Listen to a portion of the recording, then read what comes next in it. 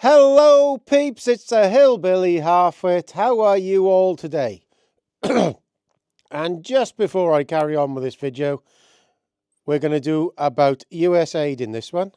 But just before I carry on, I just want to say to you all that watching, you give me hope.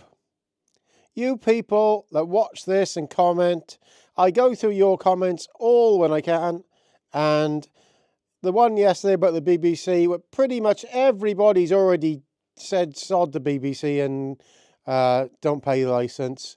I think you're all an inspiration to me. Genuinely now, you are an inspiration to me, and everybody watches what you've done yourselves. The only way to fight back against these people is, I've found, is with my channel, what I do is put out the corruption. Because they don't listen to anything else. They only listen to people showing proof of what they've been up to. And I think my channel is getting more popular because everything I put on here is true.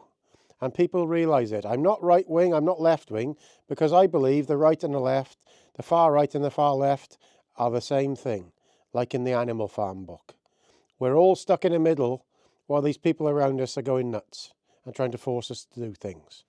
So let's carry on with this video. I'm going to show you a little video of a interview by Eric Weinstein, and he basically knows what's going on because he's part of it all, and it's really interesting. So please watch the video. The content in this video is intended for comedic purposes only. The views expressed in this video are not to be taken as factual information or representation of my personal beliefs. I'm critically reviewing the info and videos I show as examples, as I am in this one. It's only a short excerpt of it. It's weird watching people still direct their hate towards people telling them the truth and not to those who lied to them. I do find that strange myself, I've got to say. People are starting to wake up now, and as you people who watch my channel, and as you share these things round, people realise most of this stuff the politicians are saying is nonsense and lies. So let's listen to this video. I won't say the person who's interviewing him because you'll see. But Eric Weinstein is one of us, really. He's a rich guy, but he realises what is going on in America. Coincidence that every one of the others sounds exactly the same when it comes to how they cover politics. They're all left-wing Democrats. Yeah, well, again, it's not really left-wing. The issue is the institutional consensus. The problem, in some sense, is that the Civil War, the hybrid Civil War, comes out of something called the whole of society approach. Now, a lot of Americans and people abroad aren't tracking the idea that this concept, which appears to have originated at an Asia-Pacific security think tank named after Daniel Inouye around 2010, is basically soft fascism. And the idea being that a hybrid war, a war that is distributed between the kinetic and the internet, data, hearts and minds, entertainment, etc., has to be fought in a different fashion in which you get all of the participating institutions of society to row together and to speak with one voice and sing from one hymnal. All of the non-conforming individuals who don't even know that there is something called a whole of society approach or where it was innovated or what hybrid warfare isn't are potentially viewed as the enemies because they think they have free speech and they think they have a right to dissent. So the whole of society, which is hysterically funny as a title, is not remotely the whole of society. Then what happens is that from their point of view, there was this group that you can call the backward rest of society. And the backward rest of society, the deplorables, are the people who spoke out and say, I don't understand why we're in Ukraine. I don't understand what the issue is with the vaccines. Why are we claiming that this had to have come from a wet market? And the whole of society then started taking this infrastructure that they'd built up to destabilize regimes abroad and started just targeting individuals. And you could say, well, okay, that's all at the level of data or words, but now Trump has faced at least 2 assassination attempts, and my guess is that that number is not 2. And in particular, I would say that Elon had a son who I think he believes was targeted by this transgender movement, attempting to induce people to reproductively mutilate themselves and terminate their line. In this situation, I would say that both Elon and Trump feel that they have been joined in a physical hybrid war, and they are now returning fire. So the question is, what is it that Elon is trying to preserve? When you had an actual civil war in the US, were both sides trying? So I'm just going to interject in here. You see what he's saying? He knows about this. He's actually part of that structure and has been for years. He knows that there's obviously this group that's come from a think tank. I don't know who is in this group. Well, I'd love to know who's in this group. Whole of society, whatever it was.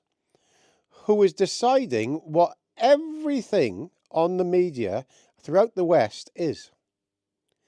So if us normal people, the ones in the middle, decide, I don't really fancy having this jab, or we don't like to be bossed around about green energy, this lot do a propaganda blitz all throughout the Western world, and every single channel and every single celebrity, every single news bulletin will splurge it out against us all as propaganda. And this stuff is supposed to be used against other countries we're at war with, but it's been used on their own citizens. To preserve the infrastructure of the country that they hope to rule over at the end? This is what I don't know. I don't know, and Mike Benz and I are actually quite close together on this. We've both been praying for the day that we could actually clean house with this terribly frightening architecture that grew up in the CIA State Department nexus. But Mike has compared this to performing open heart surgery, and you're trying to protect the patient from both, let's say, a spread of cancer while they're on the operating table, but also a surgeon that appears to be very cavalier about risk mitigation.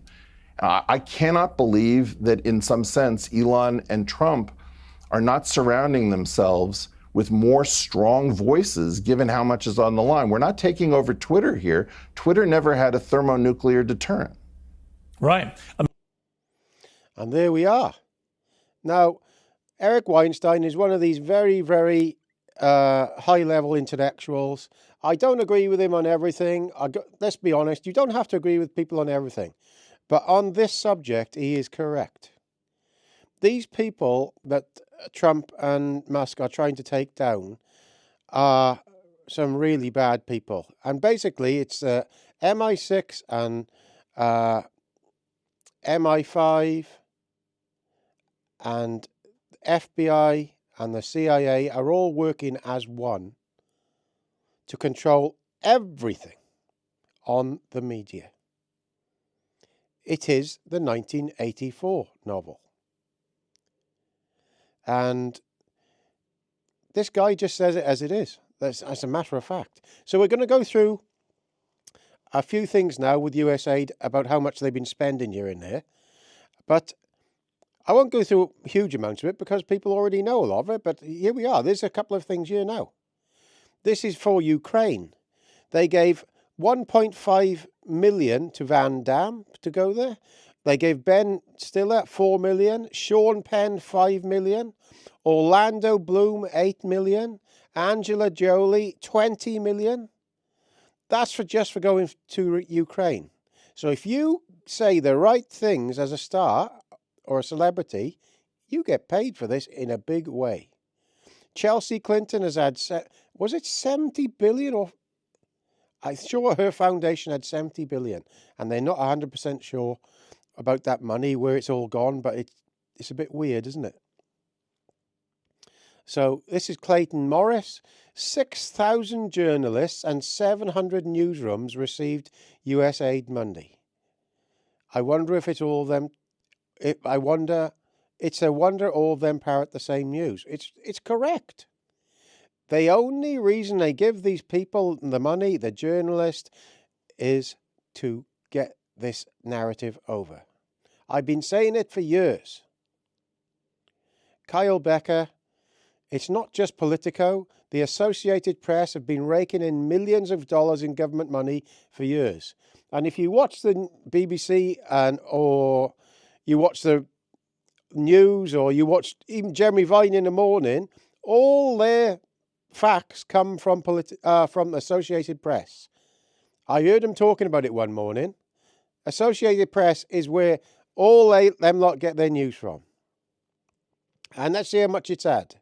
This is 13 transactions to Associated Press, 619,968. So $750,000 nearly. It's incredible how much money these people are getting. Like, this is mad. Now, this is the woman who spoke out against Trump when he after the ignoration. I can't say that word. So when he went to church the week after, or a few days after, she had a go at him, and it finds out that she's been paid $53 million in taxpayer money off Usaid. Unveiled hypocrisy. Bishop who chastised Trump's immigration policies revealed to have pocketed $53 million of taxpayer money. Elon Musk, why should American taxpayer dollars fund the BBC Broadcasting Corporation? It's insane. BBC unhappy about US government funding cut. BBC unhappy about US funding cut. The BBC, through its international charity arm, BBC Media Action, has expressed its dissatisfaction with a recent decision by the US government to pause funding. The impact of this pause, which affected approximately 8% of their income for the fiscal year 23-24, left them quite baffled. Meanwhile, US citizens are baffled themselves. Wait, why are we paying for the BBC? And the source of this, from the BBC. So 8% of the funding of that channel, this was a international BBC channel, came from basically the CIA. It's crazy stuff. Absolutely crazy stuff. So this is Media Action, the BBC USAID statement. Our statement on the USAID funding, 4th of February 2025. A free press is essential to freedom and democracy. Oh, is it? And 75% of countries around the world do not have a free press. I know that. BBC Media Action supports local media around the world to deliver trusted information to people most in need. There's nothing trusted about the BBC these days. Like many international development organisations, BBC Media Action has been affected by the temporary pause in US government funding, which amounts to about 8% of our income. 23-24. We're doing everything we can to minimise the impact on our partners and the people we serve. As a BBC's international charity, we are completely separate from the BBC News, wholly reliant on our donors and supporters to carry out work. So they're getting stuff off USAID. You know they're getting it off Soros. I wouldn't like to say who else they're getting it off. So here's another one. So the BBC gets 80% of their budget from the CIA. And if you remember this was the picture on the right down the left is what the Associated Press were putting out about this terrorist attack. Was it last year or the year before? And they cut the picture to cut out the Palestinian flag and him carrying petrol bombs. So that's what the media is like. I appreciate, as BBC News journalists, Jaroslav Lukiv, you may not be responsible for choosing the image, but can you explain this? The BBC image on the left is cropped at the waist while others show him in full profile wearing the Palestinian flag. This is disgraceful lying by omission. We all know this is happening. We all know this is happening all the time. And here's Ron Paul. He's a left-wing guy, tried to be a president a few times in America and they stopped him. Elon Musk, absolutely. So Ron Paul, nearly all mainstream media worldwide has been funded by the US government under Usaid. No wonder they all repeat the same things. That is the truth. That is the truth.